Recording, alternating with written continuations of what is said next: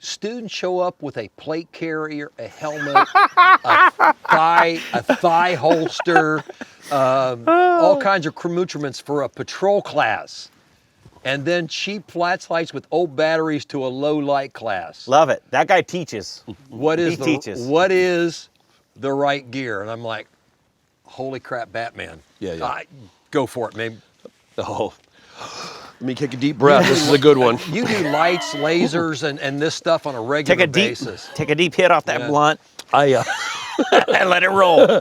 I had a class, a compromised positions class, and everybody was from a department, all wearing thigh rigs, not because it was a uniform requirement, but because it looked cool and it had become an authorized piece of gear. The minute they sat down in a chair or the front seat of a car, oh, we can't do this. Yeah. Did you drive here today? Well, yeah. Do you drive at work? Well, yeah. Do you drive home at the end of your shift? Well, yeah. Are you dressed like this? Well, yeah. Then you damn well better be able to run that gear. Otherwise, maybe it's the wrong gear for you to have. I've had CCW holders show up at a concealed class with helmets with night vision on them and plate carriers. That's awesome. Because I bought it and I thought it would be fun. With a thigh rig for a CCW class. And I thought it would be fun. What are you going to cover that with, a raincoat? You know, good a God. poncho. You know, there is a cool factor to training now. And Wes, you and I were talking about this afternoon. There seems to have become a time in firearms training where it went from effective and efficient to flashy and how it looks. Yeah. And we get these people and they're doing these crazy stances where their elbows are out and they're leaning back and they're doing all this stuff. Oh, it's better than that. Yeah, you know, and when in a real gunfight, it's like, oh, it's like this, you know? But, and as I say this, I'm going to preface it with, you know, the cool factor is getting more younger people behind the gun. And that's a good thing. So I'm good with that. But there's also a flash and panache to firearms training now that just befuddles the hell out of me. And you guys are seeing it too. What do you think? I'm befuddled by you saying befuddled, actually. That is a disturbing term. You know what you should do is not catch your fucking hair. How do you spell catch your flipping hair on fire, okay? How do you spell befuddled, brother? Wasn't that a I didn't know how to spell that. Wasn't that a cartoon character? Befuddled. You need to drink some more Crown. And light your cigar It's not VO, again. and I'm not writing a book. It's Elmer befuddled, isn't it? Wabbits. He's too young to remember Elmer Fudd, but yeah. Oh, I get Elmer Fudd, sucker. You know, the guys with the gear, I get it. And I get the clothes because various apparel companies, primarily 511, have really done a fantastic job in broaching the tactical world versus the fashion world, and I get it. And from a guy we're active in the outdoors, I love it because, you know, the outerwear, everything's gotten better over the years. Well, I'm a gear guy. Yeah. Good gear's worth having. Yep. Yeah. Arc'teryx. But if I'm working... I like Arc'teryx. It's good gear. Go ahead. And I don't even work for them. Well, so. and it goes right along with your Canadian whiskey, but that's okay. That was so wrong, but go ahead. Okay, but the gear, well, of course, we've got freaking Solomon's on. We should have some French vodka while we're out here too. Wait a minute, No, I switched. You know why I switched? Because I didn't want my white socks to show earlier when I was wearing my Solomon's. Yeah. Here we go. But if you're doing a concealed class, then for God's sakes, wear it the way that you wear it, because you've got to be able to train from Blue that. jeans, a t-shirt, and tennis shoes. Well, where I'm at, board shorts, flip-flops, and a t-shirt. Yeah, absolutely, brother. Exactly. And if the gear doesn't work, like I'll get accused, people will see me off-body carrying. Well, when you've got a pair of board shorts on and a pair of flip-flops, sometimes off-body is the only way I can carry. And, well, that's stupid. Okay. It's better than not having a gun, brother. Exactly. You know, I guess I'm forgiving of the younger generation of shooter because I just want more shooters behind me. But, you know, I always ask the student, how does this enhance your performance? Yeah. And if they stand there and look at me, then it's not enhancing anything. the whole thing about appendix carry versus, hip carry. First of all, I'm not a big fan for hip carry. FBI behind my Behind the hip. I'm more for 3 o'clock Yeah. because that's the natural way. Well, if you're carrying 3 o'clock versus true appendix, What the fuck's it? What the hell's the difference? it's not a big difference. It's the abdominal carry that many yeah. people have gone to. And you know what? I don't even have a problem with that as long as they do it well, efficiently. Efficiency is defined as the least amount of time, effort, and energy expended. I've got no problem with that. If that gets them behind the gun, if it gets them carrying a gun, great. But And I'll tell you what, Dave, too, here's the thing, too. The most efficient draw versus the most convenient way to conceal a gun is not the same. Yeah. It's not the same. I ran a. I agree. I ran a class for a major East Coast law enforcement agency, municipal agency, and I was a concealed carry class where this department had required them to carry a specific brand of holster. So like an off-duty gun. Well, plainclothes guys. Okay, yeah, all right. They're only allowed one type of holster. Okay. All the older guys, and I mean like, Dave's age. even my age, had a J-frame hanging around. Shut up. Hanging around. Old guys. Go ahead. Hanging around a shoelace around their neck. Back up. I have not heard that explained. Hanging around the trigger guard. I've been around a long time, hanging around their neck Muzzle like pointed up. Absolutely. Yeah, love it. Love it. Makes don't perfect tell me sense. the agency, but give me their Makes thought perfect behind sense. this.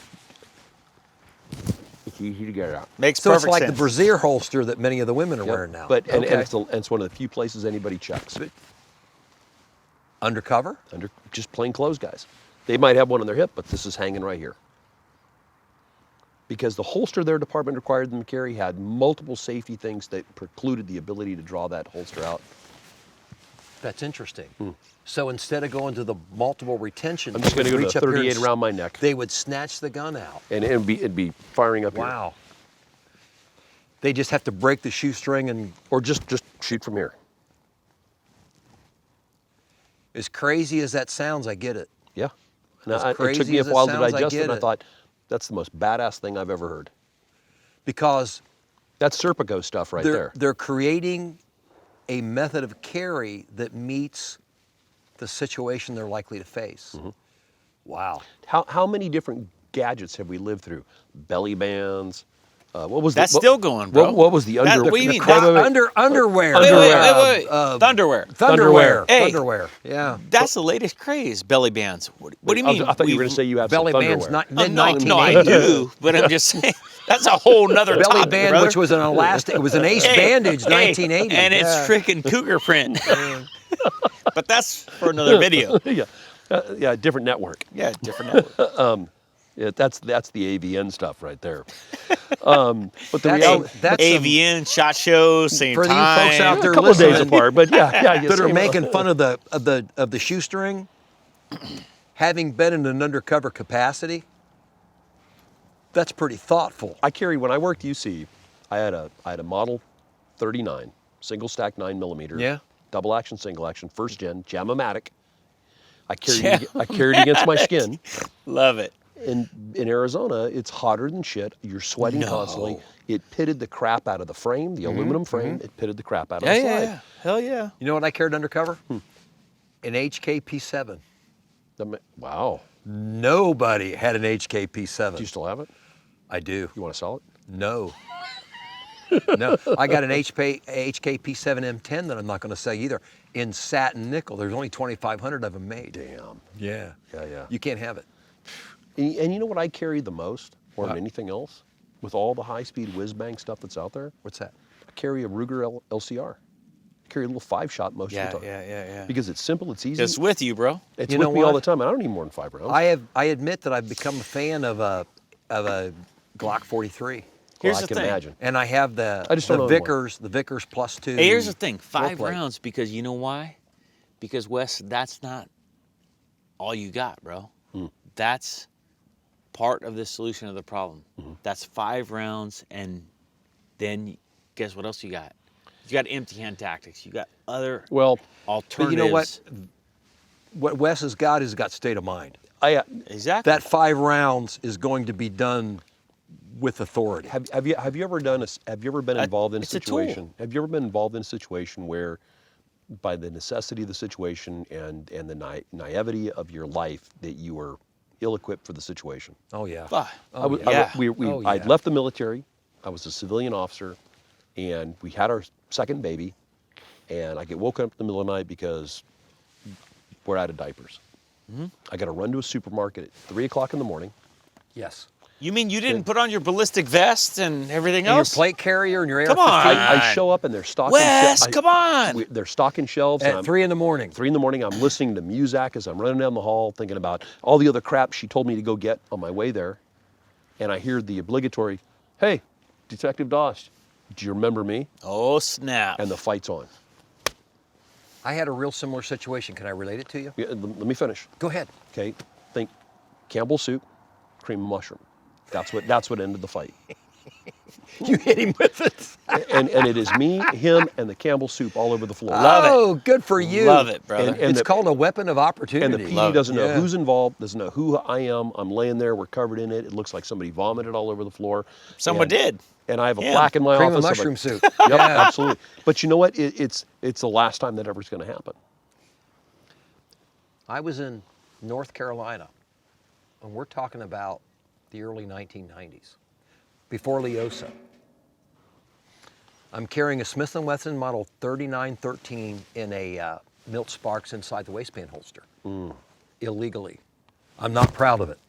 It's a nice I'm a holster, law though. enforcement officer. I'm carrying illegally in another state because I understand the threat. Yeah. But you know what? I'm not flashing it around. I'm being real Yeah, low key. whatever. The last thing I want to do is Is draw what it this is. gun. Hey, the statute of limitations is long It's past. over. Hey, you're good. Anyway, I go into a stop and rob because my wife is very frugal. God bless her heart. That's how we save for college educations and weddings and everything. So we took all of the things we could with us because we were staying in a cabin. But I had to stop and get milk and eggs and perishables. I walk into this little out of the way convenience store. Walk in there. I'm getting my stuff. I'm standing there paying. And while I'm paying, I hear this guy, "Hey, Sergeant Spaulding!" Oh, boy.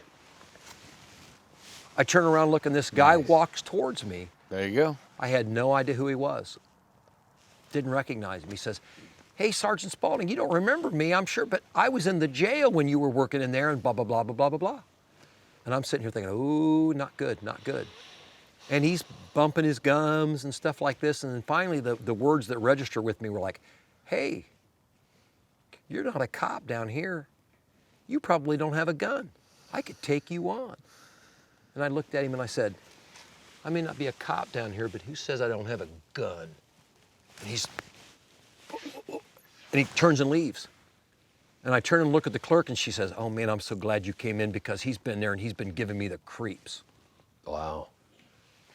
I actually, when the Law Enforcement Alliance of America back in the 90s was pushing for the Law Enforcement Safety Act, testifying before Congress, my story, I didn't do the testimony, Ed Nowicki did in front of Congress, but my story was related to the United States Congress as to why we needed to have law enforcement officer concealed carry across the country. Yeah. Because you know what? How many of the people that you've arrested do you remember?